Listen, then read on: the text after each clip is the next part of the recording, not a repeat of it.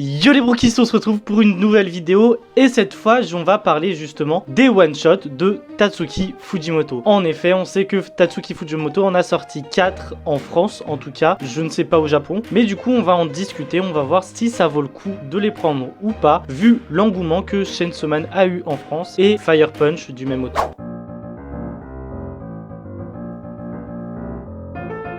Bon déjà, qui est Tatsuki Fujimoto? Tatsuki Fujimoto est un mangaka né le 10 novembre 1996 à Akita au Japon. Dès le collège, il s'invente lui-même son propre magazine de prépublication pour manga. Il le gère intégralement, allant jusqu'à 7 récits en même temps, dont 2 qui vont servir d'inspiration pour Fire Punch. Il commence sa carrière de mangaka avec un manga du nom de Koi no Momoku, L'amour rend aveugle en français, dans le SQ Jump de la Shueisha, maison d'édition qui regroupe le Weekly Shonen Jump, où notamment on aura One Piece, Naruto et tant d'autres. Il est surtout connu pour 2 mangas, comme je l'ai dit tout à l'heure, qui sont tout simplement Fire Punch et Chainsaw Man, qui a eu un engouement de fou avec son animé très récemment.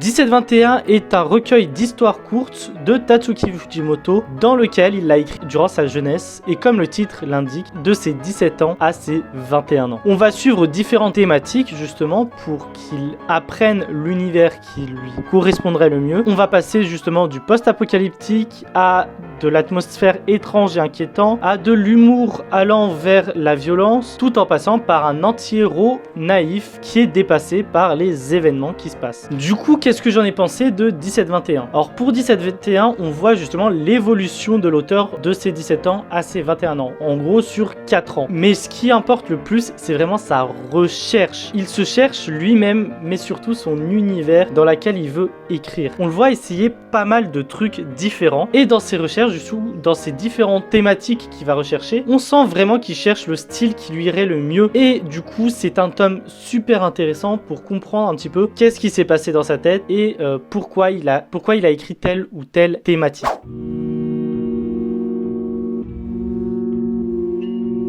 Bien sûr, qui dit 1721 dit 2226, qui est son deuxième recueil d'histoires courtes. Mais du coup, que représente 2226 quant à lui? En fait, c'est la continuité directe de 1721, sauf que au lieu de découvrir et de rechercher son univers, il va faire autre chose. On sera sur « je vais prouver que je suis capable de faire ce genre de récit ». Et du coup, on va passer de l'ambiance kafkaïenne à de la légèreté d'un quotidien qui part sur du surnaturel, tout en allant sur l'exploration de la frontière entre la sexualité et la violence. On est sur un style où chaque récit est vachement poignant quand même, où le drame menace d'éclater à chaque planche. Mais du coup, qu'est-ce que moi j'en ai pensé de 2226? Alors, tout comme 1721, c'est un recueil que j'aime beaucoup, dans le sens où Fujimoto sort de sa zone de confort. On a des bases pour d'autres œuvres aussi, comme Look Back ou Chainsaw Man, mais je trouve hyper intéressant que Fujimoto prouve qu'il est capable de faire et qu'il n'écoute pas les rumeurs sur lui, parce que pas mal de rumeurs vont contre lui et des gens se disent qu'il n'est vraiment pas capable d'écrire telle ou telle chose, et il va le prouver. Et c'est pour ça que 2226 j'apprécie beaucoup. C'est réussi de 1 parce que il arrive à en écrire, mais c'est réussi parce qu'il arrive à nous faire ressentir des choses pour chaque récit, et ça c'est vraiment excellent. Maintenant, il a réussi à le faire sur des histoires courtes d'un chapitre, mais est-ce qu'il est capable de sortir de sa zone de confort pour des one-shots entiers? Ça, j'en sais rien, mais j'espère qu'un jour il prouvera ce qu'il est capable de faire sur un one-shot entier en sortant de sa zone de confort.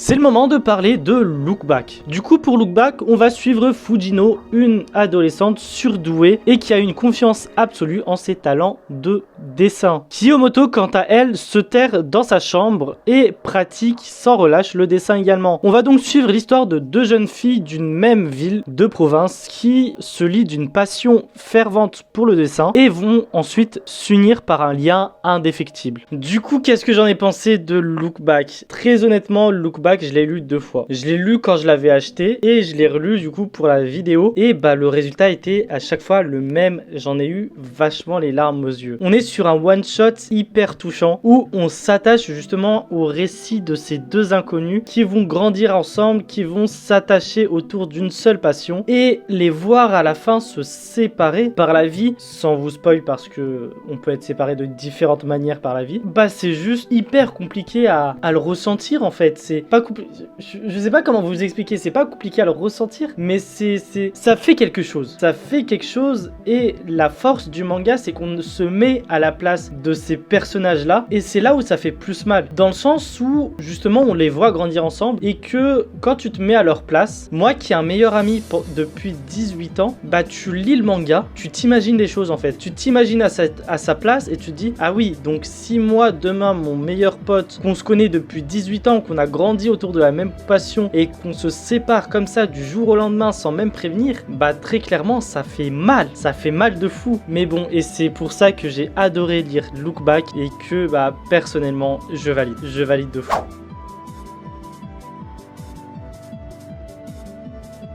Et pour terminer, le dernier one-shot de Tatsuki Fujimoto, c'est tout simplement Adieu Eri, autrement appelé Goodbye Eri par la majorité des gens. Mais du coup, pour Adieu Eri, on va tout simplement suivre l'histoire de Yuta, qui est également un adolescent fan incontesté de cinéma, qui accomplit les dernières volontés de sa mère, avec une fin plutôt explosive. Complètement dégoûté par la réception de son court-métrage, il s'apprête à littéralement terminer avec sa vie, jusqu'au moment où il va rencontrer Eri. Cinéphile comme lui, Eri, la mystérieuse jeune fille, va inspirer Yuta et va l'aider également à réaliser son nouveau film. Du coup, mon avis sur Adieu Eri. Là-dessus, je suis vachement mitigé. Dans le sens où j'ai adoré la revanche sur la vie en tant que vie humaine, dans le sens où il va pour une première fois fuir la mort de sa mère, mais par contre, face à la mort d'une autre personne, il va la confronter. On a aussi la vie professionnelle où il va avoir revanche, dans le sens où il va proposer un film qui a eu des critiques totalement désastreuses, mais il va refaire un autre film et dans l'espoir d'avoir justement des critiques largement meilleures au premier. Sauf que j'ai l'impression que le drame présent dans le manga n'est pas assez imposant, n'est pas assez fort. Je trouve que ok, il y a du drame, c'est sympa, mais on est sur la surface et qu'on ressent pas tout le poids de ce drame qui pourrait vraiment toucher le lecteur. J'ai aussi cette impression d'avoir du réchauffé, du recyclé, dans le sens où, comme Look Back, qui est ici, voilà, comme Look Back, on a un scénario qui se ressemble beaucoup. Deux jeunes qui sont passionnés par la même chose et qui, pour une raison ou une autre, vont se faire séparer par la vie. Je trouve ça quand même vachement dommage que Fujimoto nous fasse deux scénarios différents. Alors certes, c'est pas tourné de la même manière, mais ça reste quand même globalement similaire. Bref, du coup, Adieu Eri, sympa à lire, mais voilà, c'est très perturbant d'avoir du coup un scénario qui ressemble à Look Back.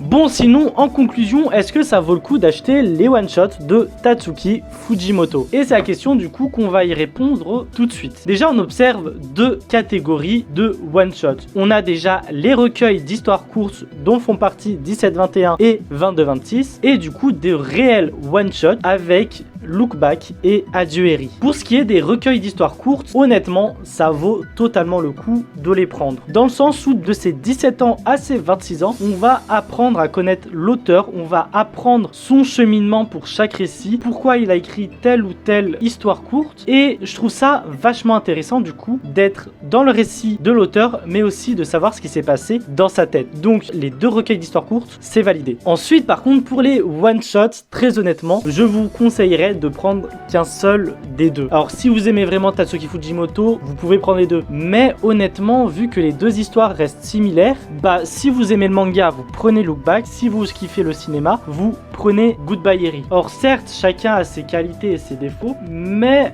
vraiment pour le coup, prendre les deux, si on n'est pas extrêmement fan de Tatsuki Fujimoto, je vois pas forcément l'intérêt au vu de la ressemblance justement de l'enchaînement des événements, du récit, etc. Après, si vous voulez vraiment acheter les deux parce que vous kiffez Fujimoto, ou justement pour comparer les deux, les ressemblances et les différences, allez-y. J'ai aussi remarqué, et je suis pas le seul, que du coup pour ceux qui ont commencé par Adieu Eri, préféraient préféraient du coup à Duriri. Et pour Look Back, ceux qui ont acheté d'abord Look Back préféraient Look Back. Je pense que c'est justement lié à cette histoire de ressemblance. Moi, ça a été le cas. Personnellement, j'ai beaucoup été plus touché par Look Back, donc je recommanderais vachement plus Look Back. Mais ça ne dépend que de vous.